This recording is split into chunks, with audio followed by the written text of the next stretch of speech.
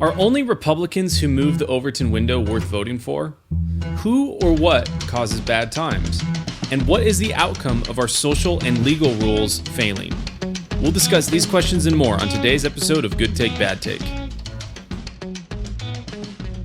Hey friends, welcome to this episode of Good Take, Bad Take. This is the show where we go through our social media feeds, we pick out takes, and we try to determine whether they're good or bad and give our reasoning behind that. My name is Britt, and I'm here with my co-host Donnie. And before we get started, make sure to like, share, subscribe. You can find us on Instagram at Good Take, Bad Take Pod and Twitter and YouTube at Good Bad Take Pod. And without further ado, let's get into the first of our takes. So this first one we've got is Anthony Sabatini, and he writes, "Don't vote for any Republicans that are unwilling to move the Overton window." What do you think? That is a wonderful take. The thing is, you don't have to be of my political persuasion exactly to recognize this. I think he's more of a MAGA guy. I think he's a really big Trump supporter and defender. But he's absolutely right in that whether you are honestly, if you're anything except for a sort of neoconservative, happy with the very few rich elites, getting all the power and money, everyone should agree with this to some degree.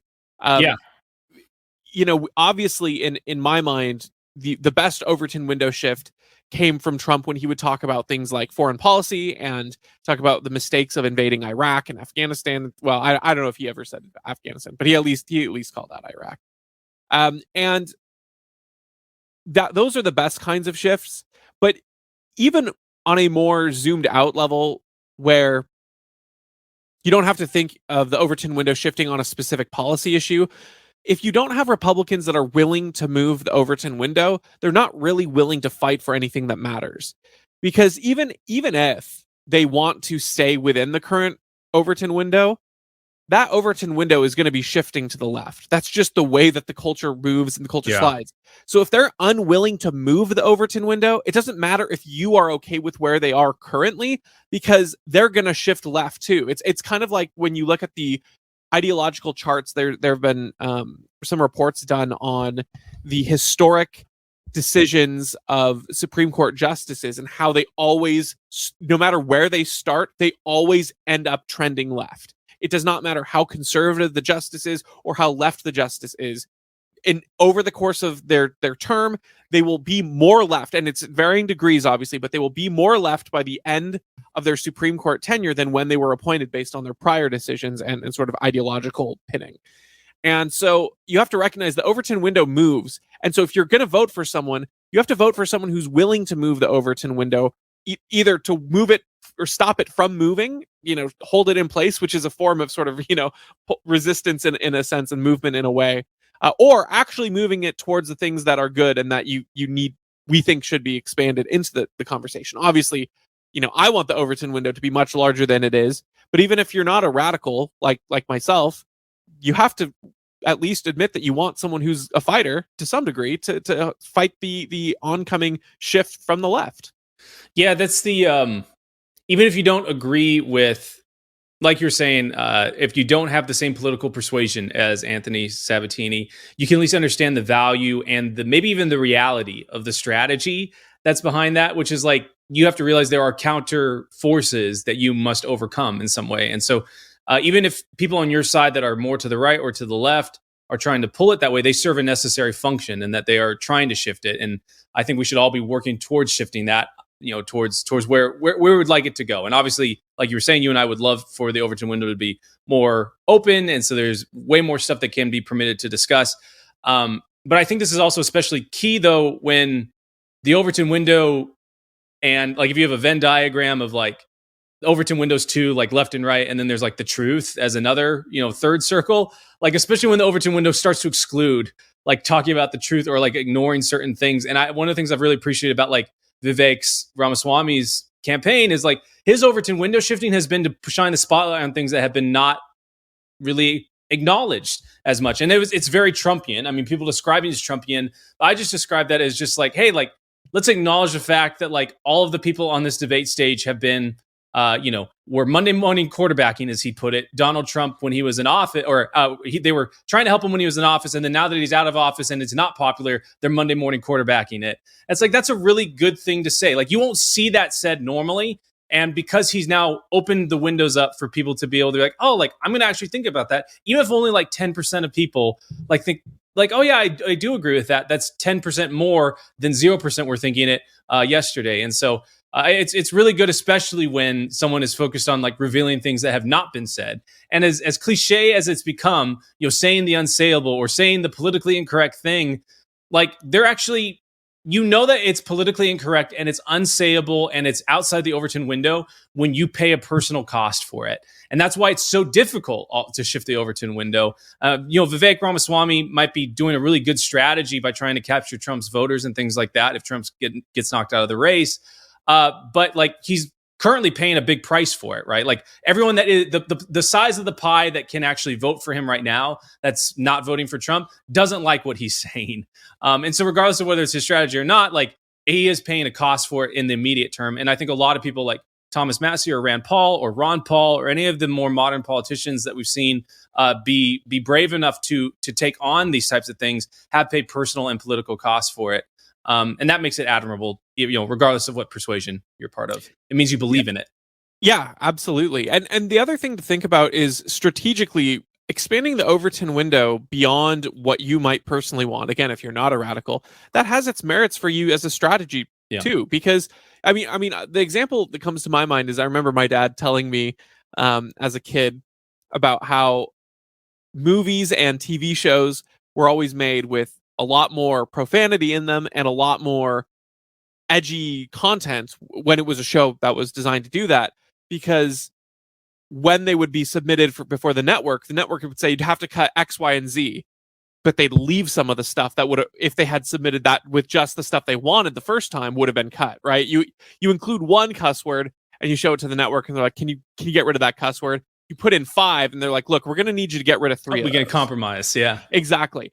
And so shifting that Overton window strategically, if let's say you don't necessarily want the Department of Education abolished or entirely, an entire destruction of the public school system, it's still helpful for you to push, the most extreme versions of school choice in your, push that narrative so that you can get school choice on the table, so that you can get educational freedom while a current public school system exists. So, pushing the Overton window can be done in extremities to get you something in a strategic way that's less than that.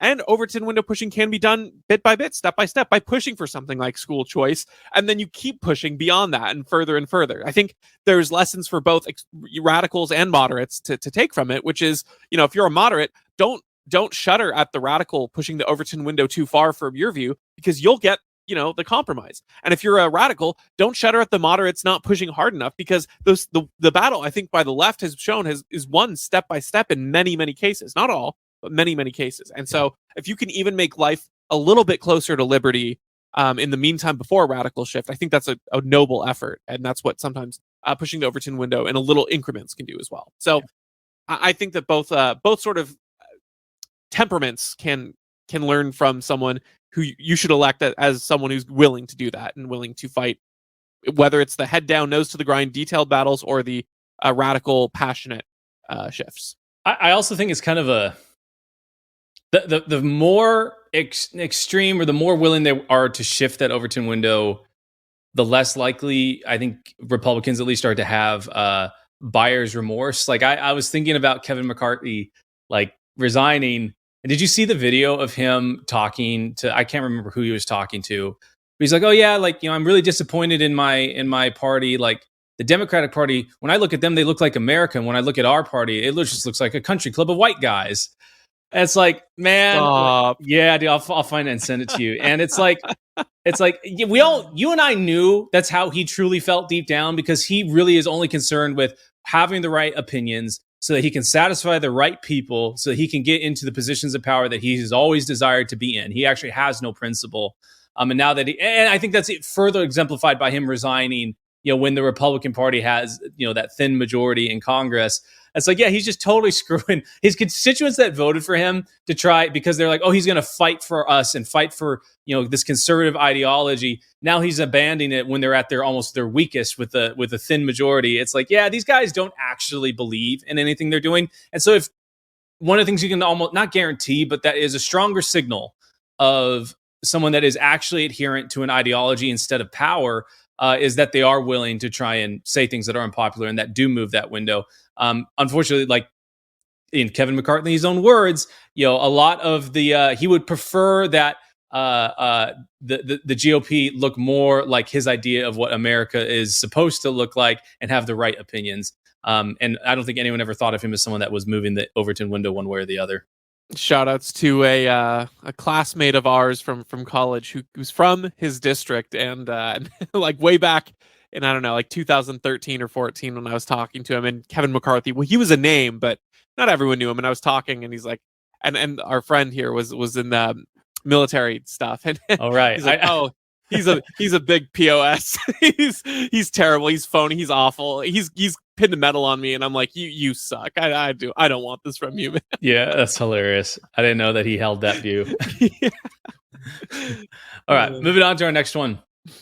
Where's this a quote from? This is a quote from a piece by Jeffrey Tucker. Okay, the quote by a piece by Jeffrey Tucker, and it reads: "The times are terrible not because of some impersonal forces of history, as Hegel might have it, but because a small minority decided to play dangerous games with fundamental rights, liberties, and law.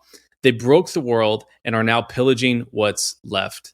What do you think? Another good take here. I liked this article. It's an article where he's kind of talking about people name decades. Obviously, the 1920s, the Roaring '20s, or things like that. And so there are a bunch of different names sort of suggested for this current decade, which he's saying that it should be the terrible '20s. And he goes through and says, he's like, it doesn't matter what side of the political spectrum you're on. Everyone feels this sense of gloom, this sense of impending doom and existential dread. And he goes on and talks about it in deep lengths. But this is kind of his thesis in short, which is, of course, that we're not in bad times just because that's how life goes, and you have ups and downs, and this general thing that just kind of is like, that's not bad times aren't a thing. They're not a quantifiable thing. They are a result of the small minority of people that are doing things like shutting down the country, that are forcing you to take a vaccine or getting you fired, that are printing money at unbelievable rates. I mean, literally unbelievable, in that you probably cannot even wrap your head around the amount of money that they have printed. I probably can't. And I do, talk about this stuff and work in this kind of stuff. And it's still mind baffling. And all of that's defunding the dollar. It's making you poor. They're robbing you to enrich themselves because they see the writing on the wall from this history. So all of that to say, I like this because I think he diagnoses the problem correctly. But more than that, he really discards the notion of that where he's, again, some impersonal force of history, as Hegel might have it. I think people are very prone to take these sort of general concepts like bad times or the impersonal forces of history, or even things like the government. It just happened. And they just make these groups of individual people and things and actions. They lump it all together as this force that's just kind of exists and nothing can be done about, or we have to fund the government like it's this person and this living organism, this thing. And you don't think about, no, there's individual people there. If the people aren't doing something productive, they don't need to work there. I think that there's just this tendency to impersonalize things that are individual and have rational conclusions one way or the other. So I like this because it's sort of saying, no, don't do this with this decade we're in. It's not some impersonal force of history. There were deliberate actions done, and we need to call them out on that and change course, because you can. Insofar as we are humans on this earth, we have free will to direct our destiny in some way, shape, and form, and we have to stop bad people from plundering the coffers and depriving the citizens, as it were. Are you a Fargo, like the TV show? Yes. Okay, have you watched season 5 yet? I am trying to remember. It's brand new. It's like out in the last month. No. No, Dude, I I'm think you would excited. really like it. But there's my wife and I were watching it last night, and one of the characters and it has just this fantastic monologue. It's dealing a lot with like freedom and consequences and all that those types of themes, as well as like the duties of men and women in marriage and family and stuff like that. It's awesome, perfect Fargo. But anyways, this guy talks about he's like, look, like if you dropped someone back in the in the medieval times, like to what a normal peasant freedom was freedom from getting stabbed with a rusty blade and the freedom to go farm your own land and do all these different types of stuff. He's like the only people that had the ability to want and considered the ability to get what you wanted freedom were kings. He's like today, like society's convinced us that we all should be kings, that we all have, freedom is not just those like the ability to manage your own destiny. It's the ability to have this or that luxury. And what I really like about this quote is dangerous games with fundamental rights, liberties, and law, because it's not just that they're taking away fundamental rights, liberties, and law. It's also that they've convinced people that that they deserve different fundamental rights, liberties, and laws than they currently have. That freedom means something different. That maybe even something more than what it actually is. And what's kind of ironic about that is when you convince someone that like, hey, well, freedom is the ability for you to not have debt, or freedom is the ability for you to not have to worry about medical costs or something like that, which sounds good, at face value. But when you kind of like realize like, hey, what that means is that you're actually imposing yourself on someone else's freedom in order to have that. Freedom is only not best defined. Freedom is only a useful definition or useful like virtue, I should say, when it is defined as what it actually is, which is your ability to determine your own destiny, to be free of violence upon yourself, and as much as that you can defend yourself, and to work your own land and do things like that. And because they've redefined those things and they've convinced Americans and people that like, oh, well, if you don't have, this level of standard of living, or you have this level of anxiety, or you're not able to, live off of only 40 hours of work, you're not free. It suddenly incentivizes people to start entertaining different types of policies and different types of mechanisms like the Federal Reserve printing money to support this unrealistic expectation of what freedom is. And that's the dangerous game that they're playing. It's not just that they're taking away with the vaccine mandates and all this stuff. It's also that they've told us that freedom means something more than what it actually is. And in this case, more is actually less. Yeah, I think that's a really astute way of putting it and a really great consideration. I hate to overuse the cliche, but it is Orwellian in a sense when they try to describe to you as freedom is slavery is freedom kind of a thing where you think about even just the phrase free healthcare, and on the one hand you are not currently paying anything when you go in that transaction in a very like fundamental sense you are paying for it, but in a transactional sense you're not. But it's certainly not free for the person giving you the healthcare, right? They're costing their time, you're costing their energy, their effort, their expertise, their resources in many cases. And so just the notion and concept of free healthcare as a part of freedom makes no sense, because it inherently takes things from one person in the equation and does not give them anything back. Ostensibly they would say, oh, you get the taxes, but it's all this cycle where of course the taxes are taken in voluntarily from other people, and it ends up not equating to the right amounts of what should, the resources don't add up in a sense. But it's this constant chase of as being imposed on, then you have to impose on someone else, and then they have to impose on someone else in order to make up. It's just rather than a voluntary exchange of here's resource A, here's resource B, we trade, both people are happy. It's I'm out for this person took this from me, so I'm going to take this from someone else who's going to take it from someone else, into a cycle of whoever gets sort of the last straw, the short end of the stick, ends up paying for it. And hint, that's usually the people with the least amount of power and the least amount of political connections. Yeah. The last thing I'll say on this, is if you want to like reverse the equation to find the answer, like look at who's benefiting. People think like, oh, it's just happening. It's an impersonal force of history. It's just bad times.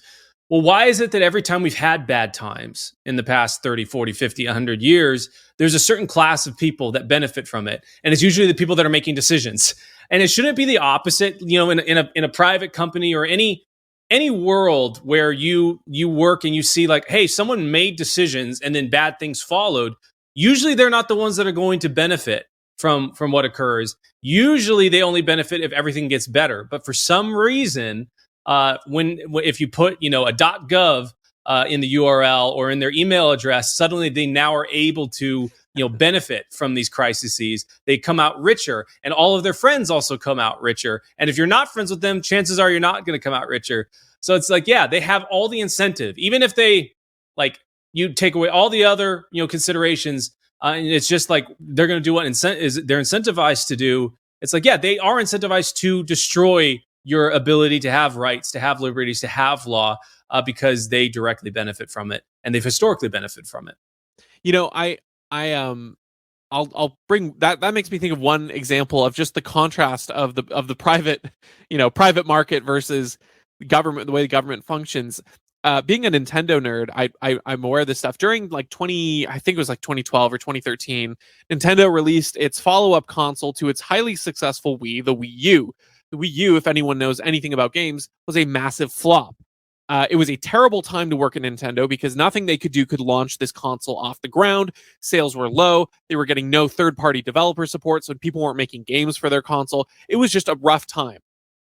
Instead of mass layoffs, instead of plundering the chests of the people who worked at the bottom thinking, oh, well, the game's up, Nintendo's over, I'm just going to ride this out while I can, the president of the company actually took, and some of the high executives took pay cuts themselves so that they did not have to lower the salaries of their employees. They recognized that at the head, they had made decisions that steered them into a bad place in the market. And they recognized that if they wanted to survive to the future, they needed to cut expense, and that ultimately the responsibility was with them. And a better company for them was to keep the talent they had, to keep the employees, to keep them happy, and to take the hard time now.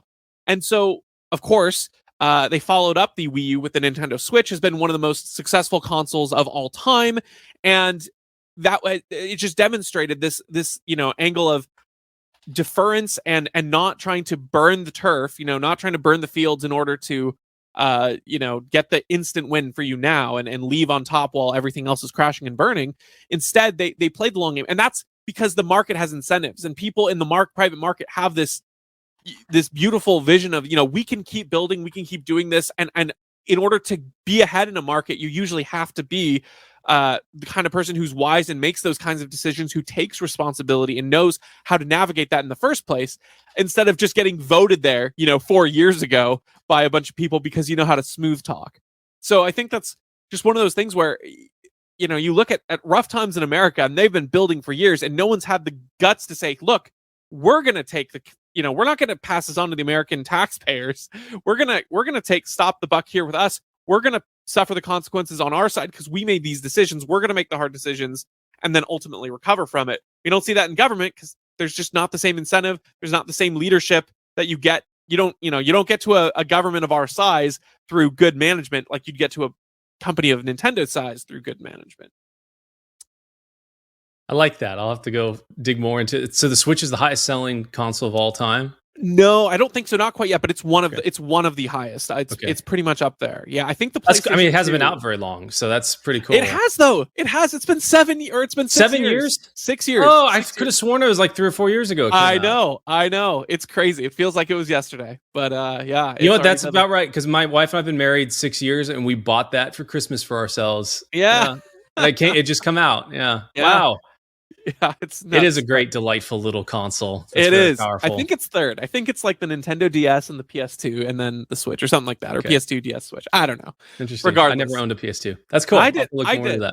Star Wars Battlefront 2, man. We had to get it. See, I had that on Xbox. Okay. You're good. You're good. Yeah. Love that game. The OG Battlefront 2, to clarify for everyone. Yes. Yeah. All right, moving on to our next one. So we got Spike Cohen, and he tweets out, in his first day as president, Javier Milei has already signed an order reducing the number of ministries from 21 to 9, Javier Milei being the Argentinian president. He didn't just say, afuera. He did it, and he posts a picture of all of the ministries that he cut. And some of these are like the Ministry of Transportation, Public Works, Health, Social Development, Women, Education, Culture, Science and Technology, Jobs, Environment, Tourism and Sports, and Territorial Development. So a lot. And it's the infamous video of him, taking out all these ministries and just chucking them into the garbage. And someone replied to Spike saying, in an ideal world, many of those ministries can and should exist, even in a libertarian world. He deserves so much praise for putting his foot down and making it clear when things are bad, you don't make them better by pretending that they aren't.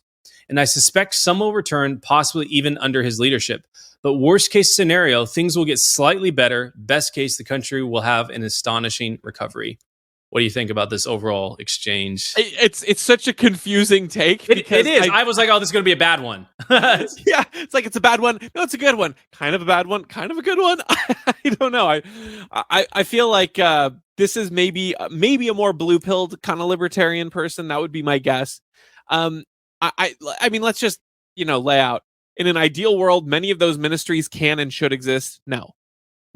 In an ideal world, the functions that those ministries serve at their best would be replicated if they provide value in a market economy, right? If transportation is a good enough public thing, there will be enough industries that take care of it at a low enough rate that people will be able to afford it. And if you provide services for people who don't have the means to afford it, or make it so affordable that even those without means have an option or an ability to, right? Obviously, the health department shouldn't exist as a government function. Any function that they serve should and can be done by the private market, by private research and investment. Anyway, all that to say, so I don't get the in an ideal world these can and should exist in a libertarian one. I don't think that's true. But he's absolutely right about Milei deserving praise. Again, this is his first day. This was his first executive action, really. It's so cool. Just cut, again, from 21 ministries to 9. And even though 9 ministries still sounds like a lot, like these are ministries of the government. This is huge. This isn't just, like, oh, he fired a judge somewhere. Like these are entire departments that are now gutted from the Argentinian government. So he's absolutely right that he deserves praise. And I like that he puts it this way. For making it clear that when things are bad, you don't make them better by pretending they aren't. Because I think that's one of the symptoms of, I don't even know if we're in a postmodern world so much as a postmodern world. But it feels like that's a lot of the cultural rot that we have in so many different areas, is rather than acknowledging the reality and before us saying things are bad, we try to hide them and obfuscate things through bad policy, through printing money, through telling kids like it's okay to chop off your private areas because you feel like a girl one day. Like we just try to delude ourselves into thinking that no, things aren't as bad as they seem, and then you make bad policy and that ends up in a spiraling act. So I like the way he put that in particular.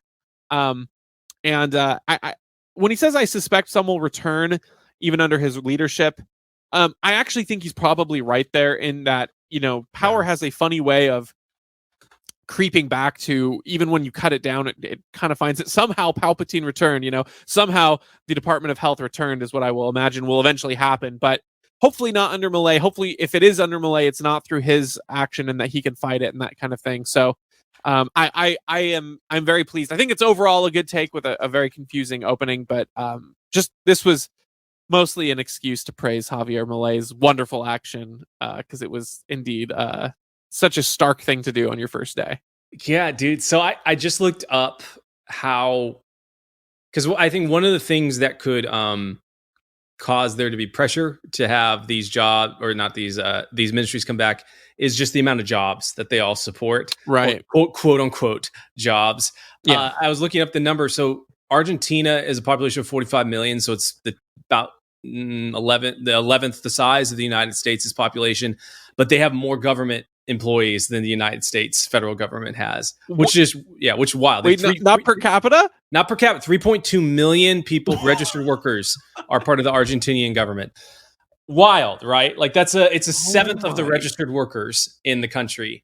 And so you could understand why why there will be a lot of pressure potentially for Yeah. him to have. And who knows? Maybe he cut the of the 21 ministries that there are. Maybe these are like had only 100 people in them or something like that. But regardless, I mean that's just like that's huge cuts, and it kind of signals to you like think about if everyone is employed by the government, how would we get and produce anything? Right? Like, to me and to you, like we have this phrase in construction. It's called unproductive labor. It's where like there's a bottleneck when you have men on site doing that are supposed to do work. There's a bottleneck that's stopping them from being able to do work. That's unproductive labor because they're not producing anything, but you have to still pay them. All government employees are basically unproductive labor. And if a seventh of your workforce in the entire country that's responsible for producing things, which the only way to have stuff is for stuff to be made, and you've got a seventh of them, dictating what should be made and all this stuff, it's like, yeah, it's going to be hard. It's going to be a bad time.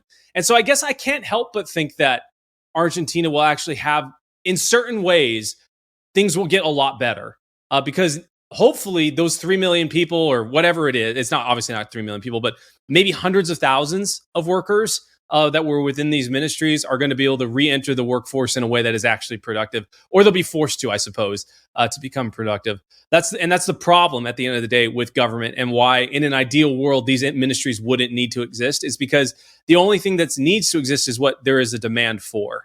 And if there's a demand for it, chances are someone's going to figure out how to provide that service to people in a way that is affordable. And for things that are charitable, like you've always said on this show, if there are charitable causes, the people that care about those charitable causes don't go away when the government goes away. They actually just have more money to be able to give to the charitable causes that they care about.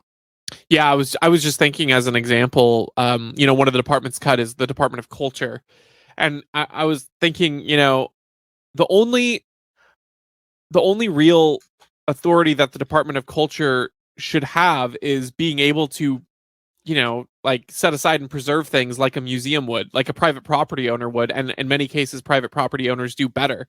So, when people who care about the culture of Argentina are let go from the government department, that doesn't mean they stop caring about culture. And if they do stop caring about culture, then they shouldn't have been working in the Department of Culture to begin with, because they're probably bad actors for that anyway. So, I wish Milei the best, and I hope this pays off for him, and I hope there's a swift and strong recovery for Argentina. Me too.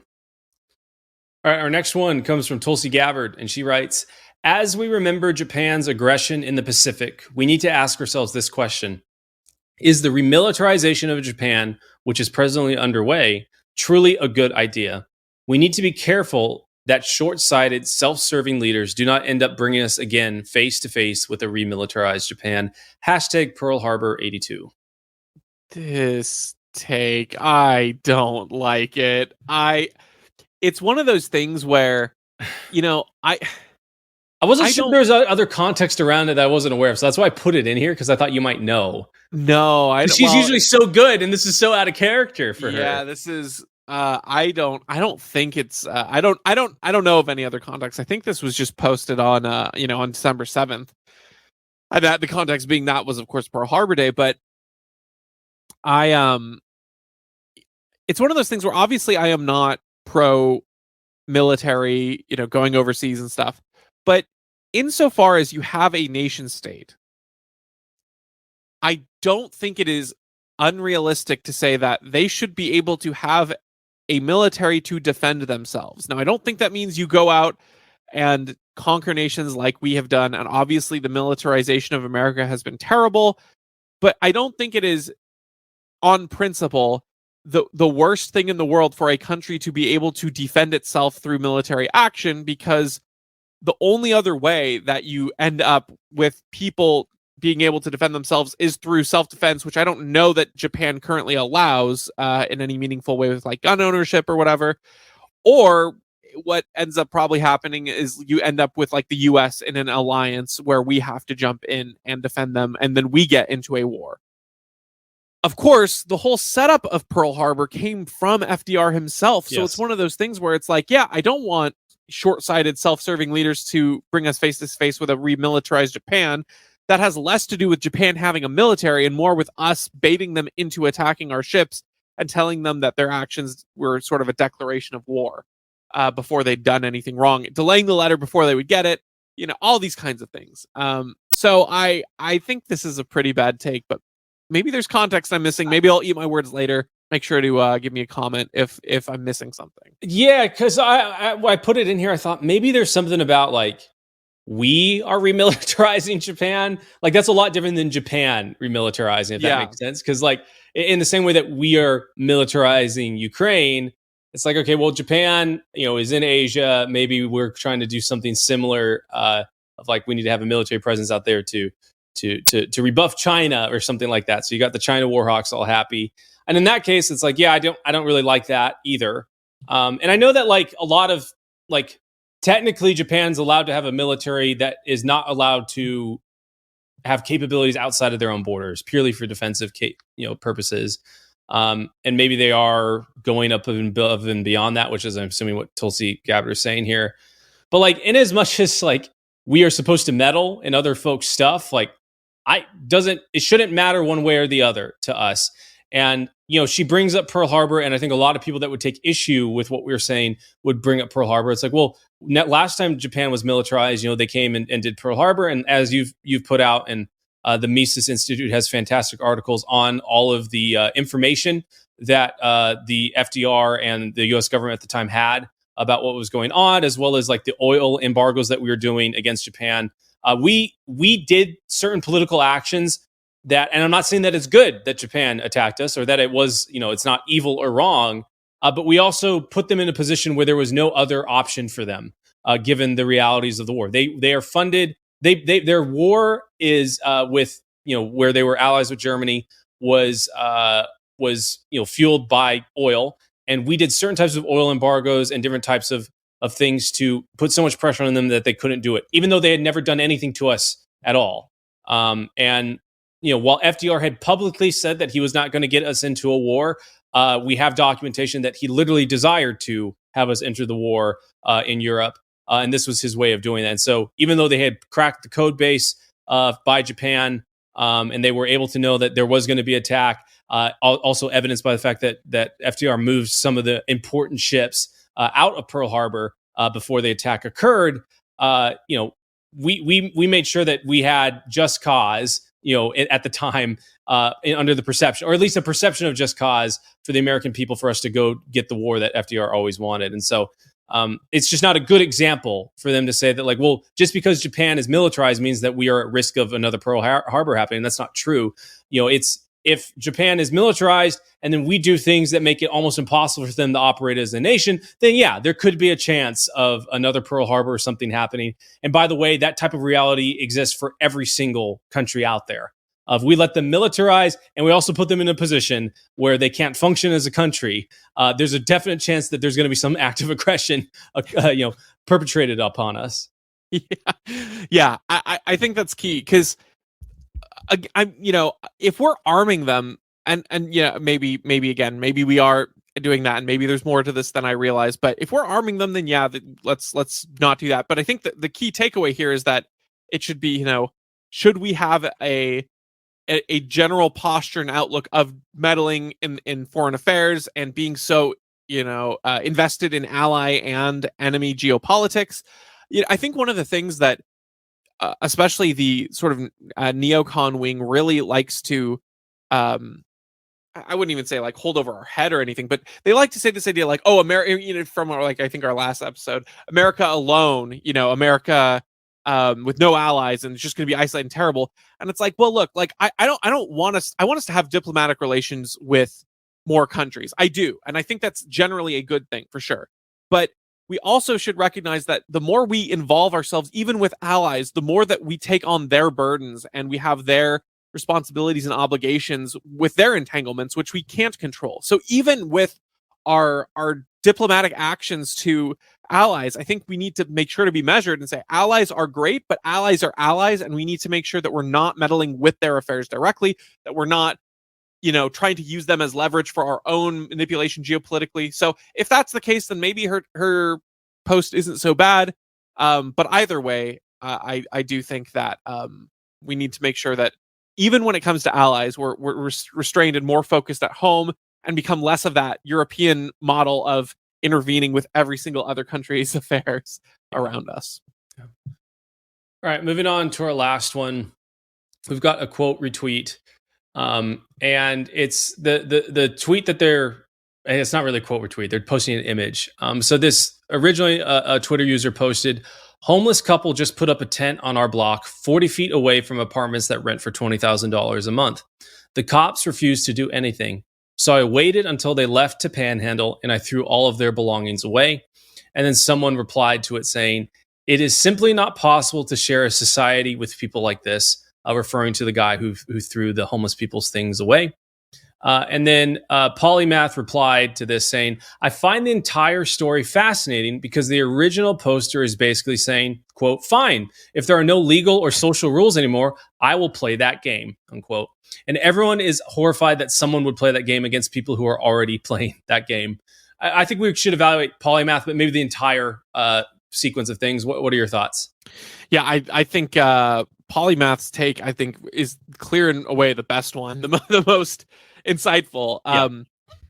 It is funny because, it's one of those things where all of this is not, the only reason this comes up is because there's the idea of like public property to begin with, where, or even if you had an association of, homeowners and they, let's say like a development block owned that, the sidewalk, so that the homeowner themselves don't own the sidewalk, but the association they're living in, like an HOA or something, did, at least there would be someone who is more responsive and accountable and has incentives to clear it up. The way that the government operates is there's no incentive, because it doesn't affect the government. It affects the homeowners who have to deal with it on their block. And so, of course, people who have incentive are going to act. And when your incentive is, get these people off, an area where I live, it's not crazy that you take away their things because your private property is essentially being impeded on as well. And the issue is, it's not a lack of compassion so much as it's a matter of safety for so many people, because as awful as it is, you can't guarantee that homeless people nearby you are safe. And even if the one homeless person who's encamped there is, that generally breeds more people to come in and be, moving in this area. And then that breeds people who are very unsafe. And so at a certain point, you have to make someone uncomfortable in the scenario because of the situation that's being put in. So this person who's like, "Oh, it's simply not possible to share a society with people like this." It's like, no, you don't understand. You put pressure, you're squeezing pressure. You've created a situation where there's pressure. The pressure has to give somewhere. And essentially, you're just mad that it ended up on one side. But if, the homeless people gathered, completely crowded out that block, and then a little girl ends up getting murdered because of it, how are you going to feel in that case either? It's not like it's not a choice of this is the good option and this is the bad option. It's a choice of there's a bad situation, and so something bad is going to have to happen, right? Someone is going to be inconvenienced. Someone is going to have to lose a sense of property, and it's probably better that the person who has a right to the actual space is enforcing that rather than the person who is, impeding on other people's. I really like Polymath's take, not because of the maybe the consequences that he's advocating for, but because of just the pure analysis, which is we have a society that has decided that certain rules don't apply to certain people, that there are none of the, like you were saying, no legal or social rules anymore. And if people are going to play that game, like you're saying, the pressure is going to be relieved some way. And what's always so funny is the people who are proponents of like, well, you should just let them live there. And it's like, okay, sure. Okay. What after that then? Like, what do you think happens after you let them live there?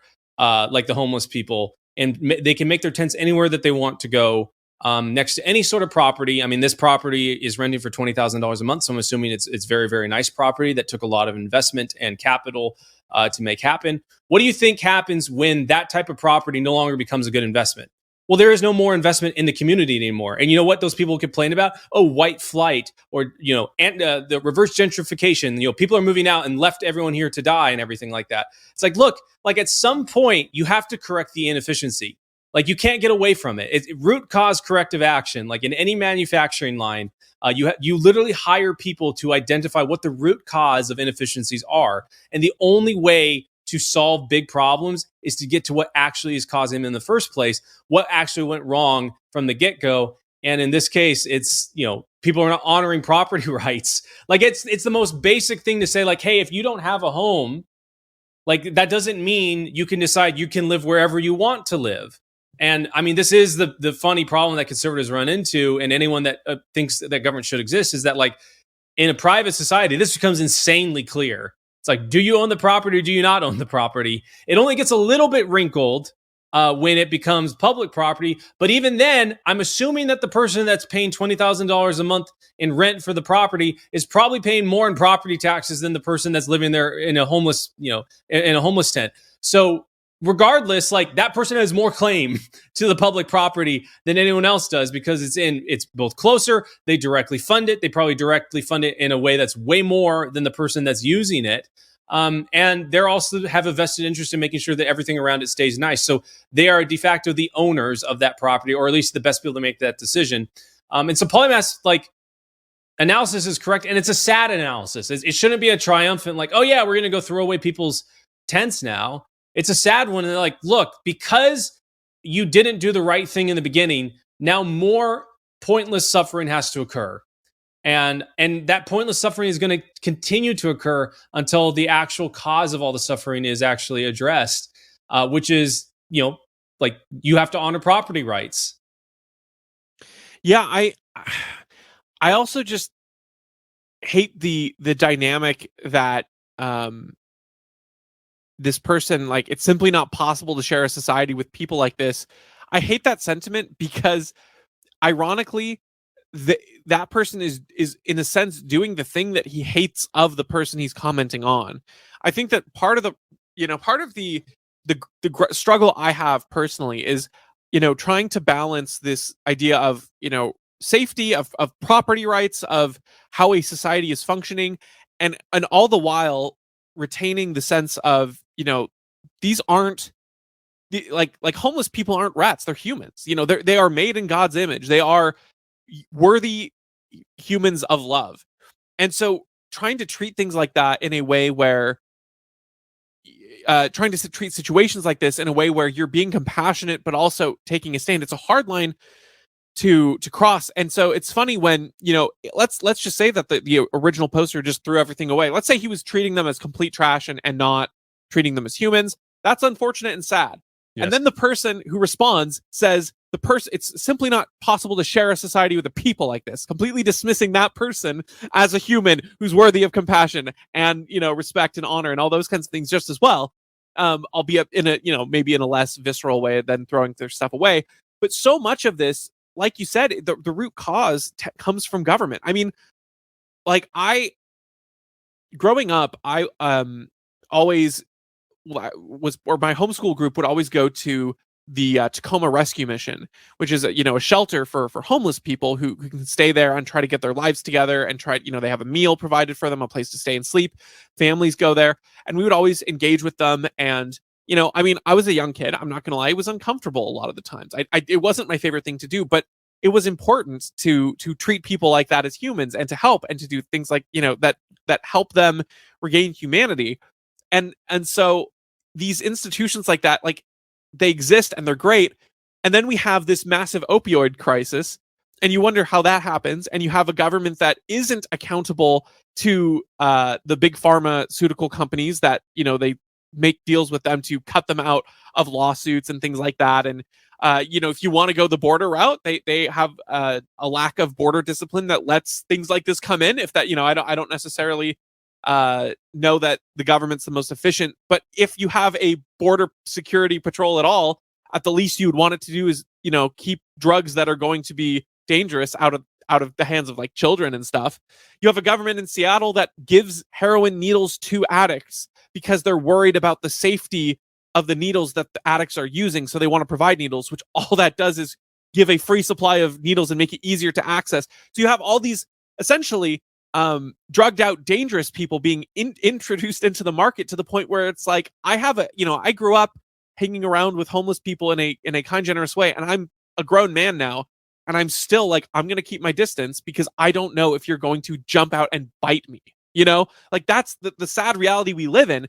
And so the person who says it's simply not possible to share a society with people like this, they just don't recognize the reality of the diluted market, or not the market, the diluted population of, there are some genuinely dangerous people in there, and it's hard to, it's hard for this guy to go up to someone in the tent and say, hey man, I know you set up your tent here, but is it possible you should get up and move? That's a lot harder of a calculation to make in this day and age, when it's not like the homeless person is 100% guaranteed to be a safe, friendly, rational human.